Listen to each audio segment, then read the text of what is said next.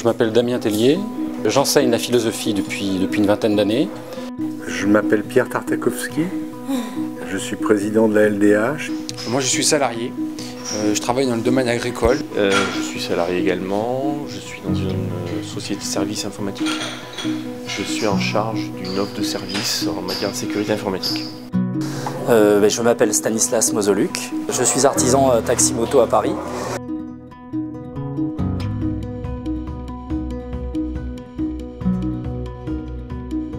Être libre, c'est pouvoir assumer complètement les conséquences de mes actions.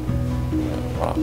Ma liberté, elle consiste à pouvoir jeter un regard lucide sur le monde qui m'entoure, en me demandant en permanence ce que je peux faire pour le changer, et en sachant que j'ai des moyens pour le changer.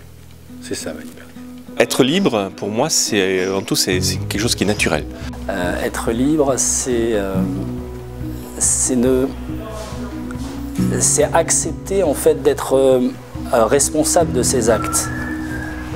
Être libre, c'est simplement faire tout ce que l'on souhaite faire, tout ce que l'on veut faire, sans porter préjudice à autrui. Donc la seule borne à ce qu'on souhaite faire, à ce qu'on veut faire, c'est qu'une autre personne puisse faire aussi la même chose. Pour moi, c'est capital parce que quand on n'est pas libre, on est un esclave, et quand on est un esclave, on est mort. Donc la liberté, c'est simplement la vie.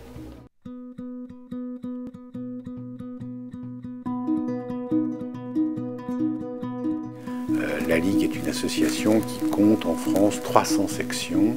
Sur ces 300 sections, je crois qu'il n'y en a pas une qui ne consacre pas une partie importante de son temps à la défense des étrangers. Et bien évidemment, nous avons un rôle tout à fait important de lutte contre les discriminations. Nous intervenons dans les collèges, dans les lycées, autour des questions de la citoyenneté, de la lutte contre les discriminations, sur la question du racisme et de l'antisémitisme. La Ligue des droits de l'homme base toutes ses actions sur une double idée importante. Les droits sont indivisibles. Nous ne pouvons pas séparer les droits d'expression civile et politique des droits qui défendent, qui concernent le quotidien, la dignité concrète des individus, à savoir ce qui assure une vie digne, le droit à l'éducation, le droit à la santé, le droit à un environnement sain, le droit au travail. Les droits sont donc indivisibles et ils sont universels.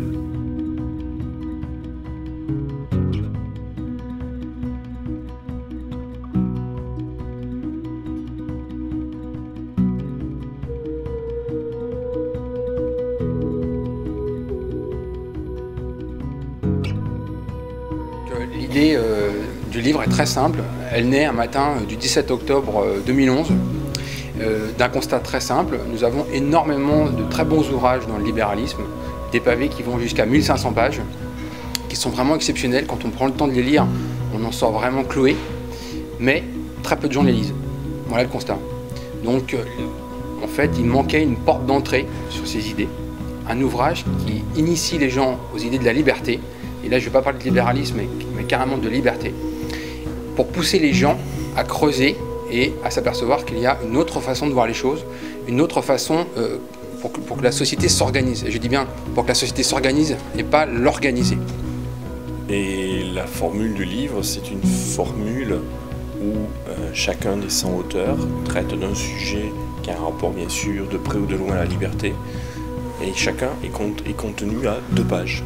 On a cherché des gens simples, de toutes origines, mais également des gens qui apportent une certaine crédibilité. Donc on a également cherché des académiques, des gens d'une certaine notoriété. Et des gens comme monsieur et madame tout le monde, des salariés, des étudiants, des retraités, pour vraiment mettre dans un ouvrage très court, très simple, monsieur et madame tout le monde.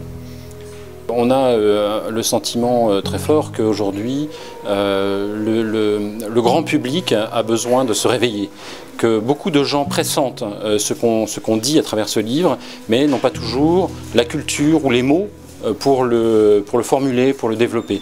Et je crois vraiment que ce sont les idées qui précèdent l'action. Et quand on veut qu'il y ait un changement dans la société, il faut d'abord commencer par changer les idées. Je ne me sens pas fondamentalement libre. Je ne récolte pas le tout le fruit de mon travail.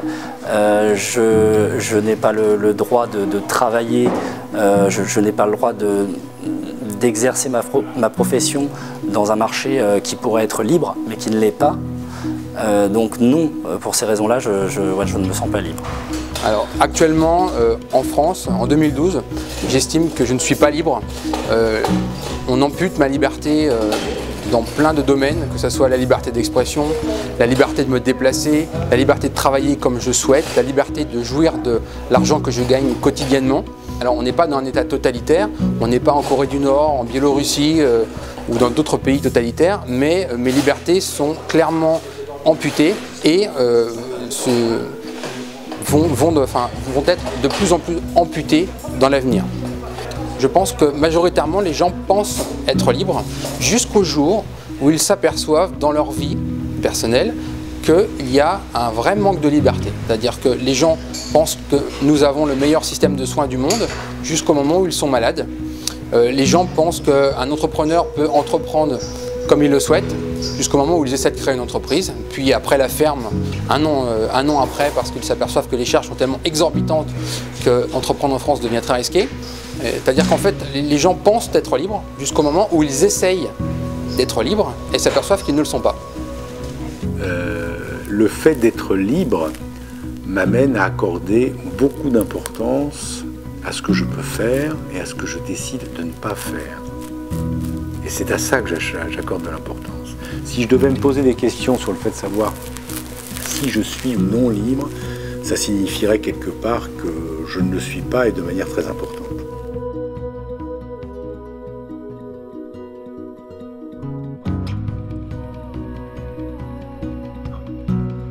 Je pense que beaucoup de gens en France croient effectivement être libres. J'espère que le livre les fera rendre compte que malheureusement ils ne le sont pas. Moi personnellement, je pense pas que notre société actuelle nous mette dans une position où on peut se sentir entièrement libre. Les gens pensent être libres parce qu'ils ne sont pas soumis à une dictature violente. C'est vrai que l'État en France est un État doux, si on peut dire, c'est-à-dire qui ne contraint pas d'une façon policière. Encore qu'on pourrait en discuter si on parle de fiscalité et autres. Mais cela donne peut-être l'illusion d'une liberté, cette espèce de douceur. C'est vrai qu'on n'est pas soumis à la guerre, on n'est pas soumis à des exactions, il y a une justice, donc on a l'impression d'être libre. Mais cette liberté, elle est extrêmement limitée, elle ne correspond pas à l'idée pleine et entière qu'on peut se faire de la liberté.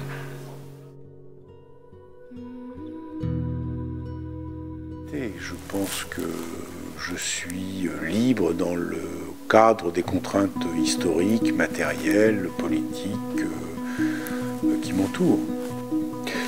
Je peux lire la presse de mon choix, je peux me syndiquer, je peux adhérer à un parti si j'en éprouve le désir et le besoin, je peux prendre la parole et je peux la faire circuler. Ce sont des libertés extrêmement importantes. Ça ne signifie pas qu'elles sont toutes effectives, c'est-à-dire ça ne signifie pas qu'elles vont toutes se traduire. Ça ne signifie pas non plus que la presse que je lis est celle que je voudrais lire, que les organisations syndicales sont dans une situation qui me satisfasse ou que l'offre politique m'agrée. Le monde aussi est libre. Ce qui entrave ma liberté, alors je parle ici en tant qu'enseignant, c'est le fait que je n'ai pas la possibilité, ou très peu la possibilité de choisir ma manière d'enseigner, les programmes que j'enseigne, de choisir tout simplement l'école dans laquelle je veux enseigner, et que j'ai bien souvent le sentiment d'être un peu le rouage d'une machine, et qu'on me demande simplement d'appliquer des consignes qui ont été décidées par d'autres, souvent des gens d'ailleurs qui ne sont pas sur le terrain et qui ne sont pas informés des attentes qui sont dans la société.